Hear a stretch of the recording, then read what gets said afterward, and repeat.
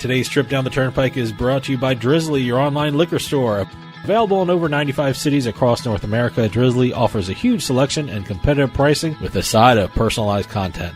Now there's no need to leave the house. Get alcohol delivered in less than an hour by Drizzly. Head on over to drizzly.com and order today. And now get $5 off your first order of $20 or more when using promo code DRINK19 at checkout. Shop beer, wine, and liquor with drizzly.com.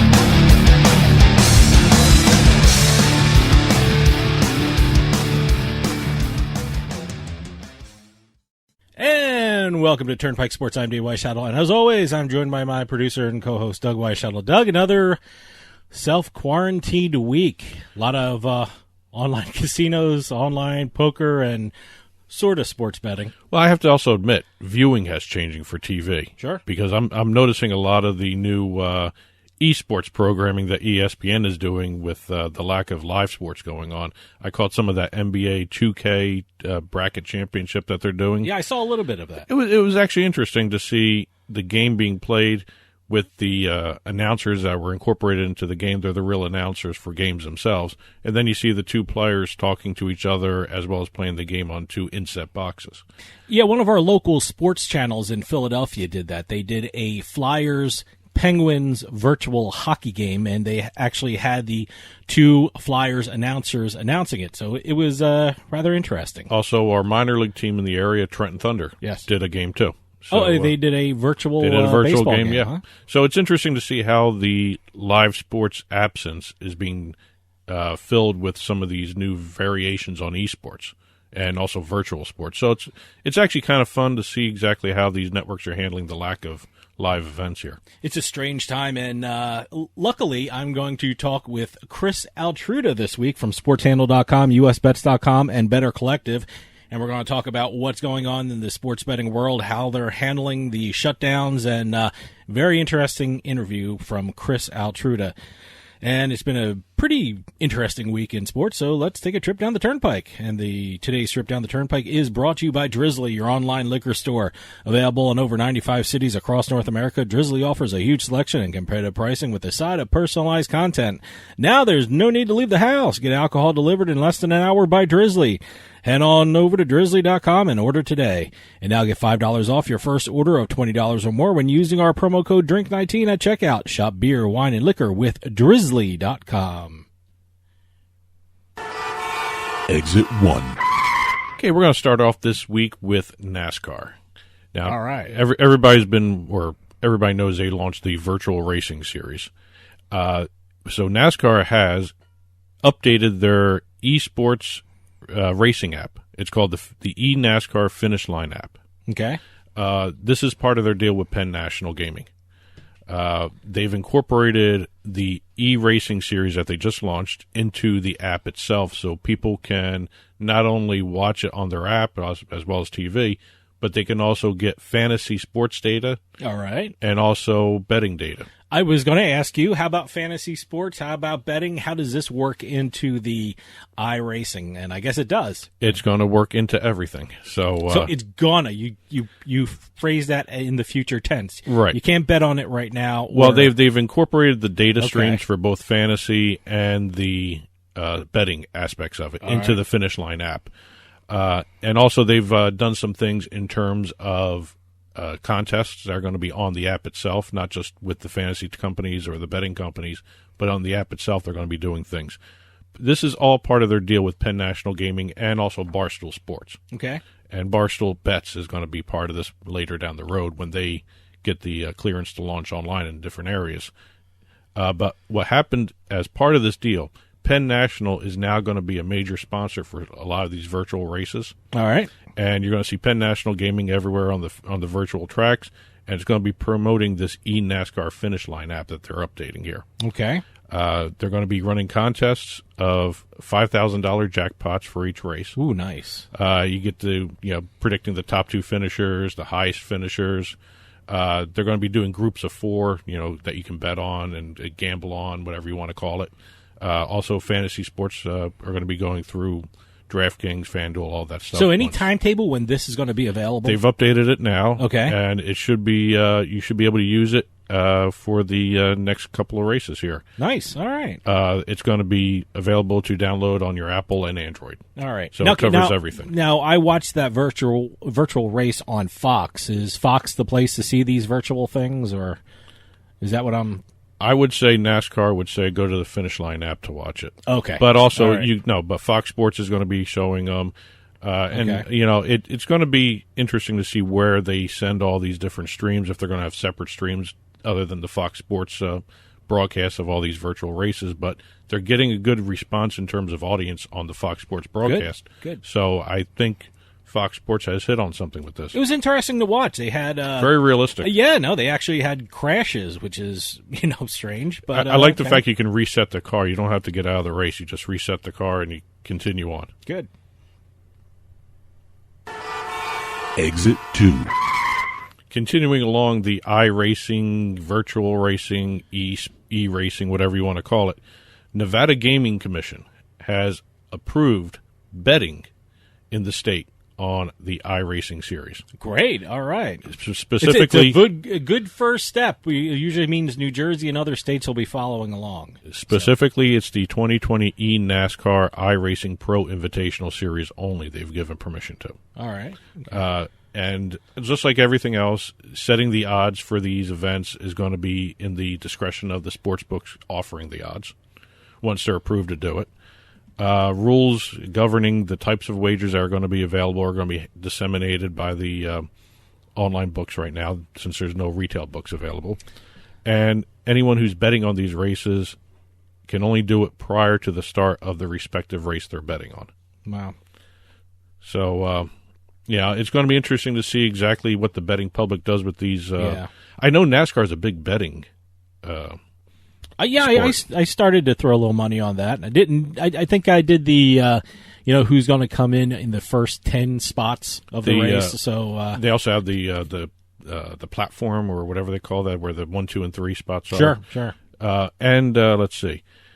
If a driver starts a race, and this was made clear in the press release from the Gaming Control Board, if a driver starts a race and a winner is declared, all wagers stand. You're not going to get any refunds or anything else with regards to respective races. All right. Books can accept wagers on the winner of each virtual race as well as matchups between drivers. So that's going to be something to look at in terms of other states doing this as well. Some states may not do the individual driver betting. They may just do the race itself. Because, you had Jersey doing ping pong, but they only did pre-match but not in play. I have yet to bet on ping pong yet. Well, I haven't jumped on. I'm trying to still figure out the Belarus hockey stuff. So ping pong may be. Thank God that's over with now. It is. That was good. just the championship games. I don't think I won one game in that. It's awful. Well, as soon as the Gaming Control Board announced the iRacing betting was available, four Nevada books started offering wagers right away. Great. Circa, William Hill, Caesars, and MGM. Let's see. William Hill had posted odds on that Sunday. They released these on Friday. They jumped right into it. Oh, yeah, jumped on it. Well, I maybe later today I'll check New Jersey and see what's happening there with William Hill and see what's going on. Well, you got to think a lot of these books are hurting. Sure. Oh, absolutely. I mean, lack of sports, lack of anything. I got to say, I miss going to sports books. The last sports book I went to was Atlantic City down and watching the Super Bowl. Yep. Oh, it was so much fun. Oh, I just missed that. I'm waiting for Absolutely missed that. I'm actually waiting for one of these online sports books to create a virtual lobby that people can interact in. Yeah. So I'd like to see that. If someone you have to have one of those big eye the virtual reality virtual reality things. Yeah. You know what? Make that happen. How can you go out and get an Oculus device now? Yeah, right. Exit 3. Continuing on with our virtual sports rundown, obviously, Ironman has announced virtual competitions and a virtual community. Okay, Ironman. Triathletes? That's what I was going to say. Is that the one where they have to swim, run, a mile, then bike a couple of miles, then run a marathon, well, or something like that? You also they do all that, but they also do, swimming is one thing, track is another, and that kind of. They break it down too. Yeah. So they have launched what's going to be called the Ironman Virtual Club. Okay. Now they had this in the works. They were going to introduce this later in the year or early next year, but given what's going on, they have increased the timeline, accelerated it, and they've released it now. Let's go. Let's hit the market. They're going to be doing the Global Racing Series Ironman Virtual Racing. They're going to have weekly pro challenges for their community, and also some other digitally focused features that's going to incorporate into their loyalty program, where you get breaks on prices for apparel and other goods and services that they offer. Let me ask you this, because you seem to know about it, and are they going to be tied in with like if it's the bicycling section of the race, will it be tied in with, say, like a Peloton, where they're actually competing, they're actually doing the bike part of it, or how does this work? Whether they use Peloton or not, that sort of stuff. Well, I just use Peloton as an example. I don't know if Peloton's even They involved in this. They will be doing. They're going to be giving their athletes wearable technology. Okay, so they will be tracking their progress. They will be physically biking. They'll be physically biking, whether or not they're going anywhere. Yeah, no, they're like on a treadmill or something. Or something. Okay, all right. Yeah, no, that's pretty cool. They're going to have participants will be able to sync wearable and connected fitness devices to this platform. Nice. Upload the timing of their swims, their rides, their runs. I don't know how they do the swims, unless they have an indoor pool. Pool? Okay. Yeah. Some of these guys do. They have a training facility, too. Wow. So, all right. They're going to be able to compete one another virtually and socially distant. Wow. Okay. Through this community. So pretty cool. They're also going to be rewarded with merchandise discounts, special benefits. They're going to be doing amateur and professional athletes in this community. So they're going to have a pro circuit, amateur circuit. So they're actually really doing a nice job to keep their triathletes going. That's a really great idea. It's nice to see. Exit 4. And everybody's been talking about this in terms of when the NFL is going to be starting up. One thing that was part of all of this before the NFL shut down, or all sports shut down, was this expansion of the playoffs that the NFL had been wanting to do from, 8 teams to 14? Yeah. No, we knew this was going to happen. So I think when the vote happened, it was just a matter of when they were going to really implement it. I really didn't think they'd do it this year, considering what's happening right now, but I guess they're really going to jump into it. Huh? Well, they have expanded the playoffs. All right, yep. And they've expanded the television coverage. And everyone saw they released that the wild card weekend is going to have 3 games on Saturday, 3 games on Sunday. All right. To accommodate the extra teams. What a lot of people glossed over, and I thought this was interesting, the NFL, while expanding the playoffs in terms of teams, have also expanded the number of networks that are going to be covering the playoffs. Oh, okay. NBC is going to be doing one set, and they're going to be able to stream it on Peacock, their on-demand service, their Netflix version. All right. They're going to be launching that soon, and also they're going to be doing Telemundo broadcast for some of the playoff games. Okay. CBS has gotten a little bit more interesting here. Besides doing their CBS All Access stuff that they're going to be showing the games on, they have included Nickelodeon. Wow, all right. To show a game. And it's going to be a Nickelodeon focused broadcast. It's going to be kids focused. Now, they should have kids announcing the game? No, they're going to have adults. No, why not? Okay, they're not. Take it the extra step. Why not, Nickelodeon? Come on. Well, that would Jeez. That's an interesting idea. Let me tell you something. I'd watch that one before I'd watch some of the. I'm going to watch it on Nickelodeon. I want to see exactly how they handle the kids broadcast in terms of how they're going to describe plays and players and all that stuff. I'm assuming they're going to have some Nickelodeon stars commenting on the game as it goes along, that sort of stuff. But then again, this might be up and running in real time anyway. Yep. Where you're going to actually have sideline reporters and I don't know if they're going to have a Nickelodeon broadcast team at the field. But they're going to be. This is the first time a network like Nickelodeon will be showing a football game, a pro football game. Let me ask you this. I mean, talking about the National Football League, and we were just talking about the last time we were in a sports book, and that was the Super Bowl. And the conversation during the Super Bowl was, you know what? This ought to be a holiday weekend. Now, this expanding of the postseason, does this push it into the Super Bowl will be the Sunday before President's Day, giving everyone the day off after the Super Bowl, or has that been discussed yet? Given the current state of affairs, the only answer anyone can give to that is I don't know, because you don't know if they're going to start on time.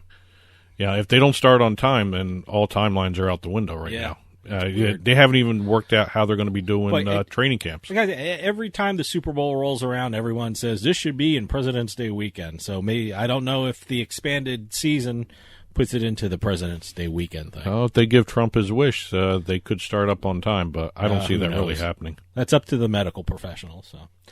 And today's trip down the Turnpike was brought to you by Drizzly, your online liquor store available in over 95 cities across North America. Drizzly offers a huge selection and competitive pricing with a side of personalized content.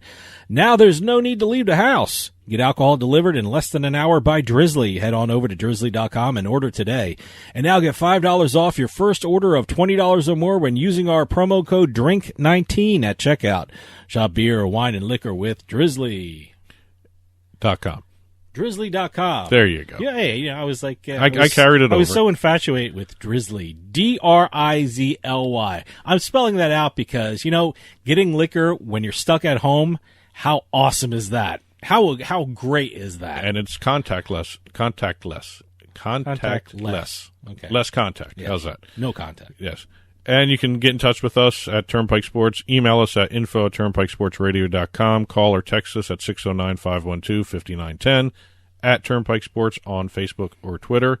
Don't forget, head on over to turnpikesportsradio.com and you can click on our smart television button.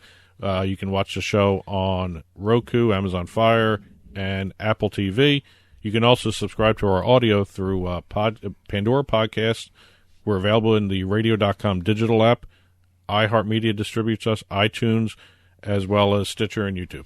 And stick around later. We're going to have a Turnpike Sports by the Number segment. But then we're also going to have a Turnpike Sports Book Report where we talk about what's going on in the sports books across the country. But right after this, I get to talk with Chris Altruda from SportsHandle.com, USBets.com, and Better Collective.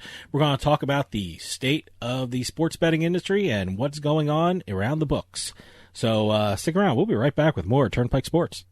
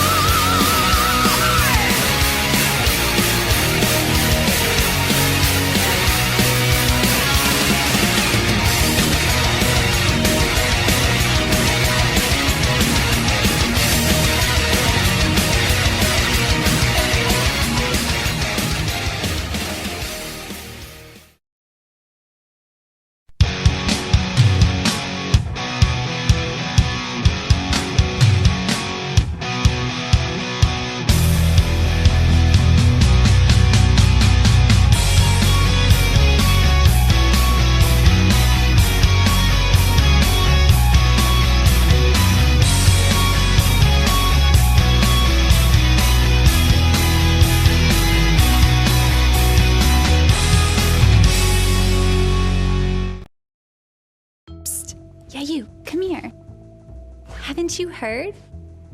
We don't need to hide anymore. Now, we can shop privately for adult products at adamandeve.com. They've got massage oils, lingerie, and lots more we can't mention here. Use offer code SPICE404. They'll give you 50% off almost any one item, 3 free DVDs, free mystery gift, and free shipping. That's 50% off, free shipping, and more. Private shopping starts at adamandeve.com. I love getting my kids ready and driving them to school. But a careless driver can change your life in an instant, and insurance companies want to settle on the cheap. Auto Accident Help Desk connects victims with powerful lawyers. They fight for you. I called Auto Accident Help Desk and got help for my pain and suffering. Don't let an insurance company take advantage of you. Our attorneys fight and beat big insurance every day. If you've been injured in an automobile accident in the last 6 months, you owe it to yourself to make this free call with no obligation. When I called, they asked me a few questions and matched me with a powerful lawyer who knew how to fight for me. Call now. We're available 24/7 to help you get the money you deserve for your pain and suffering. They got me way more than the insurance company offered. Auto Accident Help Desk helps accident victims like you every day. Call 800-613-4611. 800-613-4611. 800-613-4611.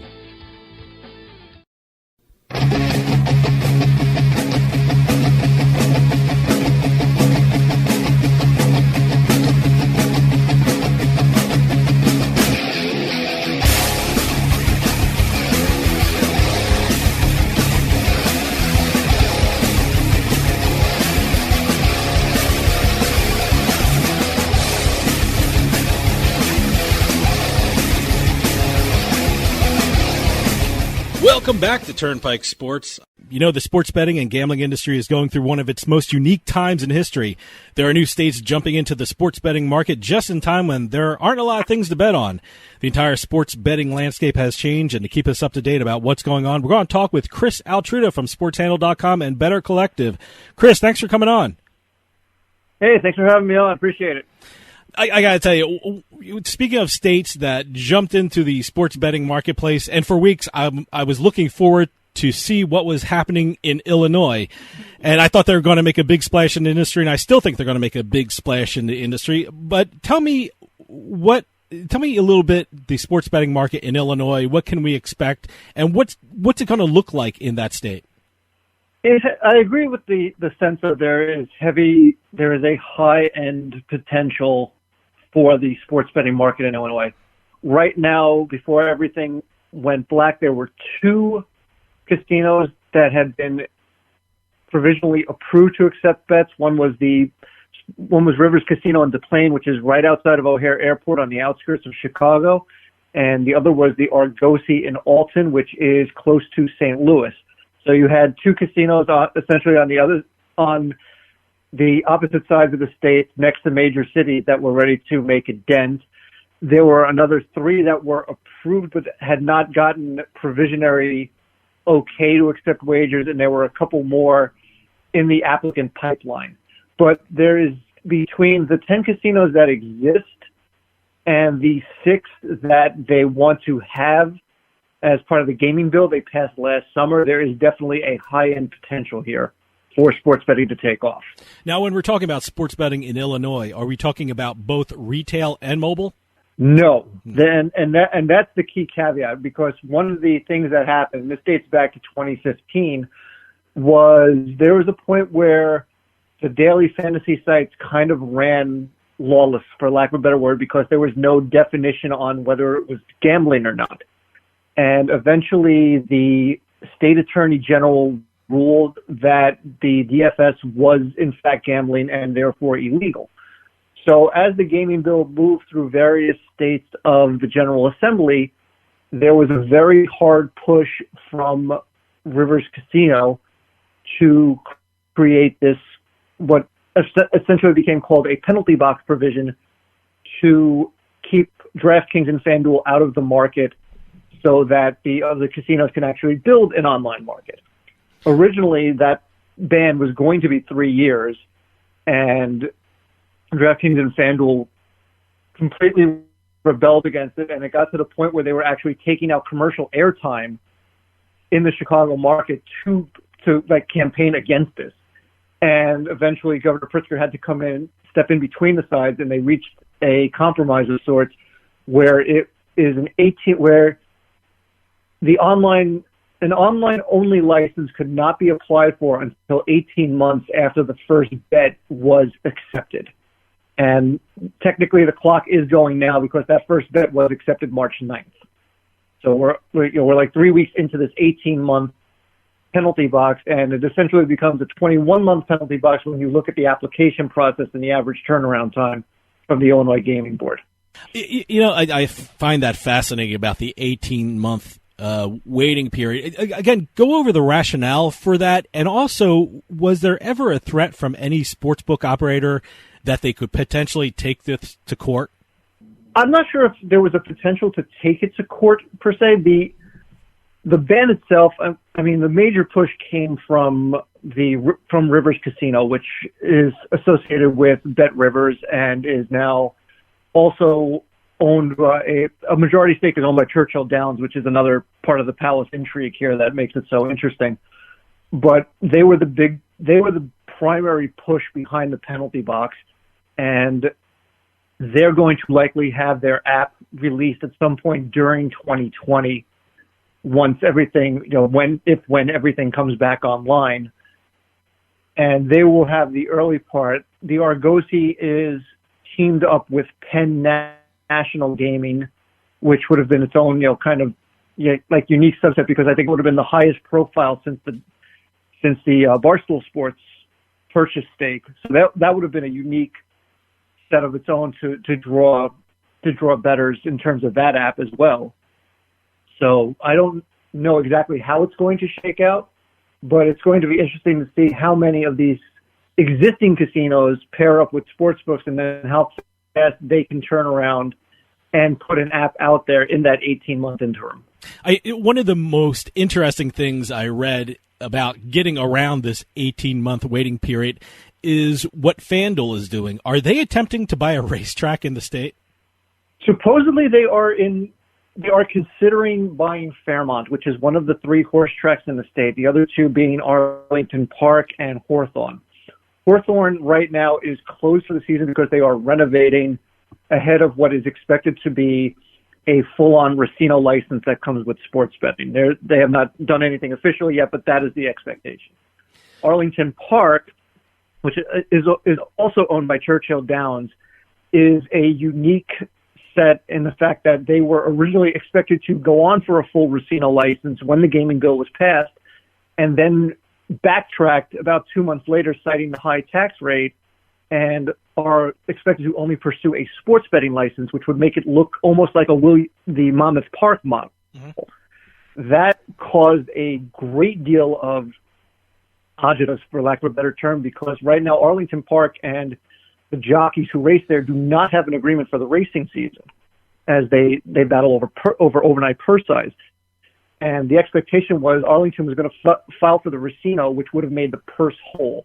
There is a process here called recapture, in which if the amount of betting does not hit X amount of dollars, and there's a formula involved, it's somewhat arcane and tough to describe, but the bottom line is the track is able to recoup funds that come out of the purse.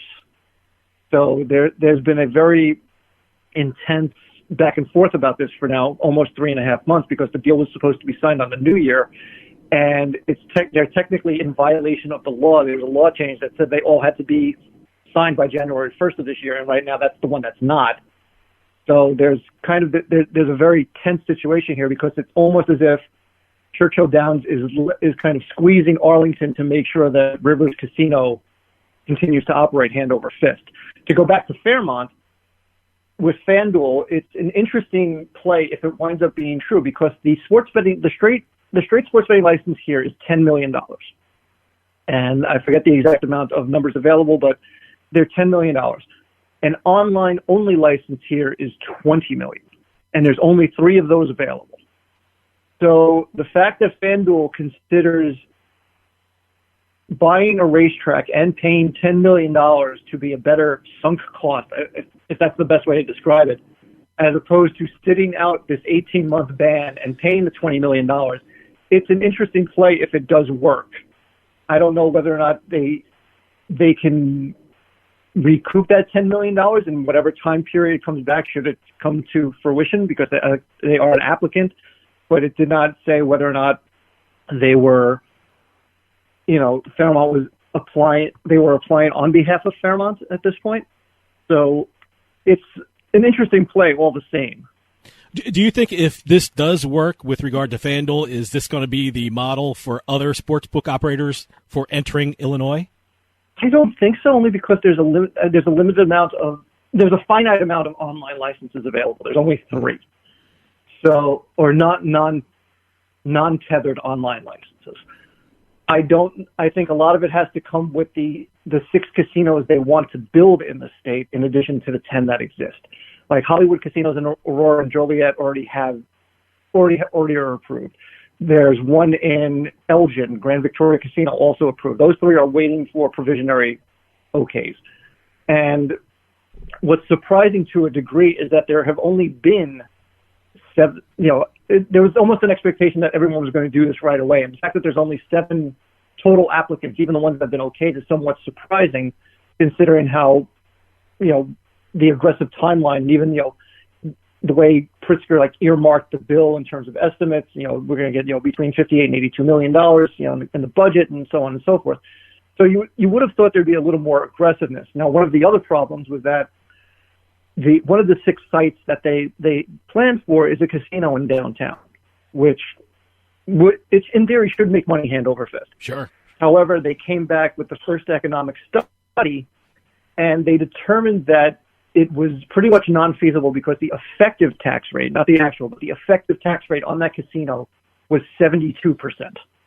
Wow. Which is just a mind-blowing number. Unbelievable. Even by Chicago standards, when you factor shenanigans in here. Yeah. Another interesting state that just got started in sports betting is Michigan. I know Michigan had a sweeping gambling expansion law enacted. What does sports betting in Michigan look like? Is it retail and mobile, or what can we expect from Michigan? Michigan's mobile timeline looks to be a little better than Illinois'. It's not likely going to be available until 2021, but at the same time, it looks like there are machinations to put at least the process in motion so that when 2021 rolls around, these casinos will be able to offer it. In some ways, it's similar to Illinois. That there were the 3 Detroit casinos, I believe, that were ready to go before everything got shut down. It's a little similar, a little different, but I think in terms of mobile, they might be a little further along based on the legislation, because they didn't have to hold anyone back like Illinois felt they needed to do.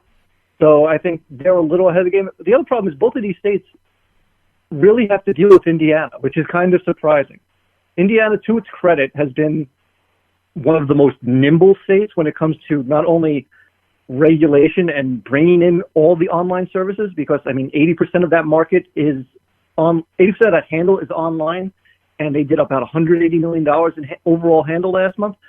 But the gaming commission there, to its credit, is very nimble. It's very flexible. They listen to the books based on the fact they seem to be adding an offering almost every day, without fail, at least twice a week. My email, my automated update, invariably shows up in my inbox, and just go in there and see what they've done now.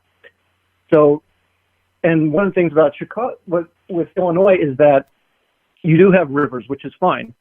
And what I was curious about is whether or not people on the south side of the suburbs are going to make that trip across town, or whether or not they're just going to cross into the border in Indiana, maybe pull over on the side of the road, make their bet online, and then just drive home. Let me ask you something about Illinois and Michigan.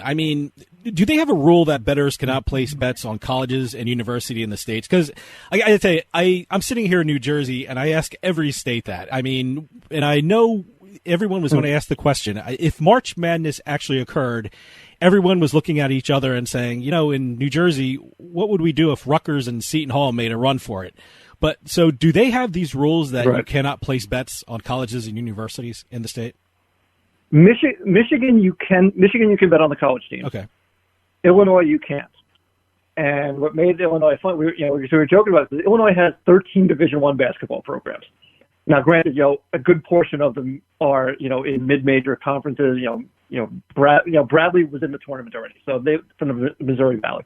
Illinois was going to get in. So that's a Big Ten. Northwestern, a Big Ten school. So I mean, you had a couple of large ones, but you had this patchwork of small the directional schools in scattered conferences throughout the land. But Illinois, I think they came out and said they were not going to let it, similar to New Jersey. Michigan had no problems putting it out for in-state college teams. So in some ways it's a little disappointing, but I think it's going to matter more in college football season, because college football is a big thing in the Midwest. I mean, it's, and being from the East Coast originally, it's still jarring to see how big college football is. Not even just everyone in Chicago is a great melting pot of Big Ten.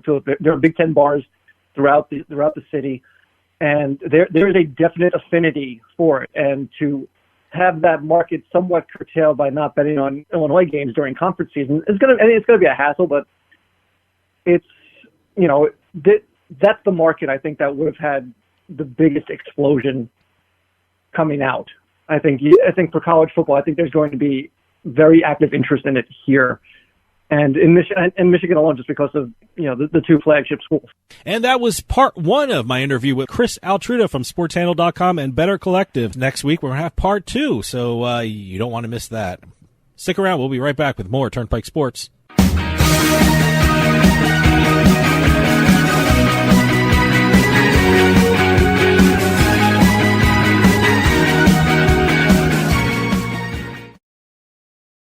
Money matters. Money always matters.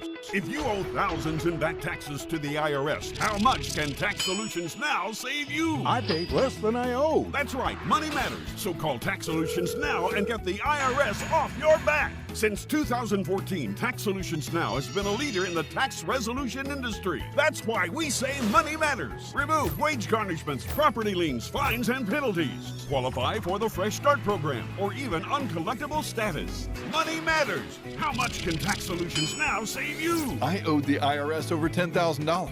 I paid a fraction of what I owed. Call now to reduce or even eliminate your back taxes. We were being audited. We couldn't sleep. We called Tax Solutions Now. I called Tax Solutions Now and got the IRS off my back. Thanks. You saved us a ton of money. Money matters. How much can Tax Solutions Now save you? Call now and find out. Call 800-297-9788. 800-297-9788.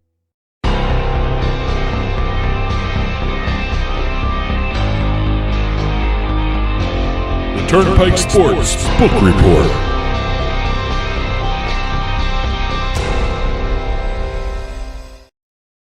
And the Turnpike Sports Book Report is brought to you by BorgataSports.com. Your favorite casino is now your favorite sports book. Available anywhere in New Jersey, BorgataSports.com. Sign up at BorgataSports.com using our promo code PIKE. That's PIKE.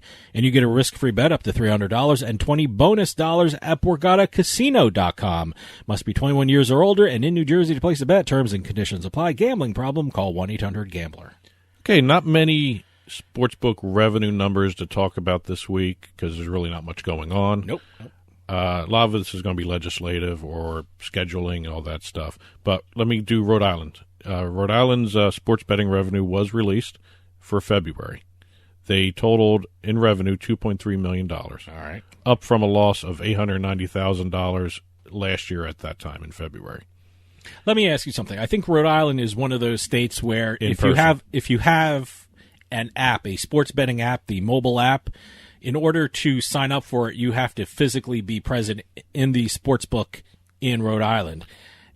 They got to change something like that. They really have clarification on that. Yeah. You can start the registration process anywhere. Yeah, but to complete it, you need to go in person to one of the shuttered casinos. In Rhode Island. Yeah. So I hope they start changing that. And I hope states see the insanity of that rule. At some point they will, but so right now everything is as is. Their in-person registration, and they also reported the lottery. The Rhode Island lottery reported, I think, something like it was only 35% of people who started their registration completed it. Mm-hmm. So their traffic numbers aren't even what they expected it to be, even before this shutdown happened. They had also the revenue of $2.3 million is almost $1 million lower than January's revenue. So they were heading down anyway before all this shutdown. Twin River and Lincoln had the highest revenue of $1.5 million. Moving over to New Jersey, the Division of Gaming Enforcement reported that the release of the fourth quarter of 2019 and also the annual reports of revenue those reports are going to be delayed. No, yeah. Casinos don't have to file these until April 30th. I absolutely understand that move. Yep. I'm sure you're going to see that in other states too. And once they're filed on April 30th, those will be made public on May 7th. They are still going to be releasing the March revenues on April 12th. So they're still on track for releasing the March revenue numbers, but the annual numbers and the fourth quarter numbers of last year will be delayed. Colorado is still moving ahead with their sports betting plans. They just approved 32 more licenses. They have a total of, they had 64 casinos, sports books, and online sports book applications submitted as of April 1st. So what they are doing... It's nice to see they're still moving forward. Well, they made the statement May 1st is still their target date. Really? Oh, okay. I don't know what they're going to be able to bet on if they launch. That can change. Yeah. I mean, we saw what happened in D.C. I would assume everything's fluid right now with regard to the sports betting releases and things like that. Yeah, because like I said, D.C. had delayed theirs indefinitely. Yeah, D.C. was May 1st. D.C. Right? No, D.C. was in late April. May 1st. Okay, yeah. They just pushed. They everything pushed back. it indefinitely back because that's still during the shutdown. I think it's April 30th is the target date for a lot of shutdowns. I know Massachusetts extended their casino shutdown to May 4th. Yep. So, but that could change. The May 1st date is still on the books for launch of Colorado. Over in New York, Governor Cuomo had finalized the state budget without expanding New York sports betting. So there will be no expansion of sports betting right now for the foreseeable future. I think they have other things on their plate, so it's good they concentrate on what they're doing right now. Well, everyone's waiting until the June 1st gaming market study to be released and see exactly what those numbers are before they approach sports betting again. Sure. They were actually talking about expanding sports betting and gambling to the downstate casinos to generate $1.5 billion in additional revenue. But, again, things happened. Yep. And over in South Dakota, even though they passed a sports betting ballot measure in that state, and it'll appear on the 2020 ballot when they vote this time around in that state, even if they approve it, you're still almost a year out from sports betting in South Dakota. Mm-hmm. They have to still come up with another law for the 2021 session to determine further parameters of sports betting, including online access and tax rates. So all they're doing is testing the waters in terms of what the public wants. No guarantee you have sports betting at least for another 2 years. Mm-hmm. So, but that's the little quick roundup of this week's book report. And the Turnpike Sports Book Report was brought to you by BorgataSports.com. Your favorite casino is now your favorite sports book. Available anywhere in New Jersey, BorgataSports.com. Sign up at BorgataSports.com using our promo code PIKE. That's PIKE. And you get a risk-free bet up to $300 and $20 bonus at BorgataCasino.com. Must be 21 years or older and in New Jersey to place a bet. Terms and conditions apply. Gambling problem? Call 1-800-GAMBLER. Stick around because after this, we have our Turnpike Sports By the Number segment. So stick around. We'll be right back with more Turnpike Sports.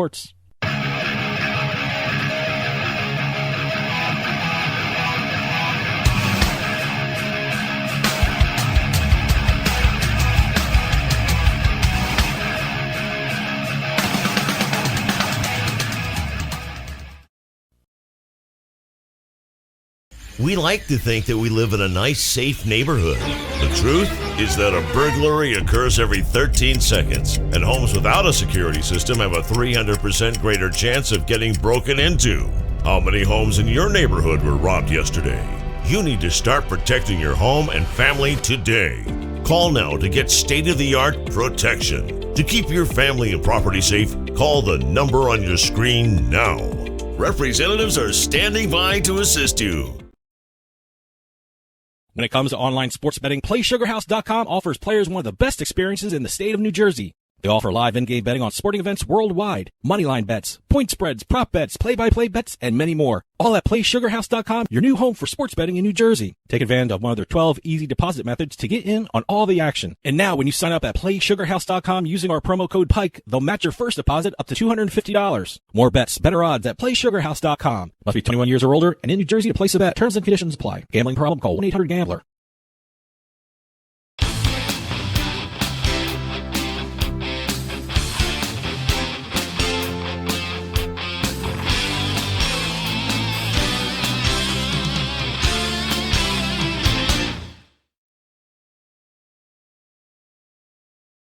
And welcome back to Turnpike Sports. We're here in the Turnpike Sports By the Numbers segment, where we let the numbers tell the story. Yeah, I know. I always like this segment. It's always interesting to find certain statistical anomalies or numbers that can relate to. Hey, a lot of people can relate to. Gambling's a numbers business. So are sports. Yep. All right, first number, 32. And we just talked about this. Yeah. Oh, is that the Colorado? The number of additional licenses handed out by Colorado. That's additional licenses. Yes. Wow. They have, like I said, they had 64 applications submitted as of April 1st. They had already done a slew of licenses before the shutdown. They just had another meeting recently where they approved a whole bunch of others. So again, they're looking at May 1st launch, and that could change. But they are planning on continuing on as is right now. They're still going to be granting more and more licenses. More and more casinos are going to be getting and more more bettors. As a matter of fact, a lot of different sports books have already gotten approval to enter into the market once it launches. You have Fox Bet, PointsBet, Caesars, I think, has an application in the works there. A lot of the retail casinos are looking at building sports books, when they reopen. For retail. Okay. Next number, 156.39. Okay. That's not dollars and cents. All right. What is it? That's the number of points the Association of Gaming Equipment Manufacturers Index plummeted in March of 2020. Wow. It fell 312 points. 33% drop from February of 2020. Well, in actuality, that is dollars and cents, meaning it's dropping. So, yeah, that translates into dollars and cents. It certainly does. 12 of the 13 member companies of this index reported significant declines of their stock prices as global markets reacted to the gaming industry shutdown. You've got historic unemployment, a widening economic freeze due to the pandemic, and a lot of places are seeing that maybe this is going to take a little longer to dig out of. Sure, I think so. I'm curious about how quickly people will be going back to the casinos when they reopen. I mean, certainly we had Macau reopen. Yeah, but they had safety procedures going on. You have to wear a mask. I think they take temperatures before you go in, and I don't think you can eat or drink at the gaming tables. And I'm curious to see if casinos in this country do the same thing. Well, a lot of reports out of Macau are saying that they haven't gotten the customers back. In the volume that they expected. Well, a lot of people will be hesitant. First off, not a lot of people will want to spend money right away. Number two, people aren't going to want to sit at the gaming table so close to strangers right now and handle chips and cards and money, and so it's going to take a little while for people to get back in the swing of things. And also, in certain areas of this country, a lot of people are getting used to the online gaming. Yeah, I know. So it'll be interesting to see. I enjoy going to the casinos. Oh yeah, no, there's nothing like watching a sporting event at a sports book or just in a casino. Yeah, it's great. So, and casinos have some of the best restaurants too. So that's true. I'm missing going out and eating at a casino. So we'll see exactly what happens when everything reopens. Yeah. Last number of the week, 400 billion. Oh. I don't even know what that is. The total estimated number of minutes streamed to television by U.S. consumers in the first 3 weeks of March of this year. Wow. Boy. I mean, you're seeing binge watching like you wouldn't believe. Yeah, no. I know some cable, I think HBO is putting out their their popular series for free. I mean, people who haven't seen The Sopranos can probably see The Sopranos for free now. So all the apps that are on the Roku devices and the Apple stuff. I mean, you're seeing a lot of streaming. You're seeing a lot of on-demand watching. Yep. And that's a byproduct of what's going on with the social distancing and the quarantining. I think I saw on Twitter, one of their newest hashtags people are using is quarantine and chill. Yeah, I guess. Yeah, so sort of like that takeoff on the Netflix and chill thing. Yep. So people are watching a lot of TV besides working from home. So keep it up. Let's keep doing the social distancing because that's the only thing that's helping us get through all this. And that'll do for us. I want to thank Chris Altruda for coming on. That was part 1 of my interview. Part 2 of my interview will be next week. Chris is from SportsHandle.com, USBets.com, and Better Collective. So a special thank you to him. And a fellow Jets fan. My brother talked to him after the interview about the Jets. So it was. We commiserated. Yeah, right.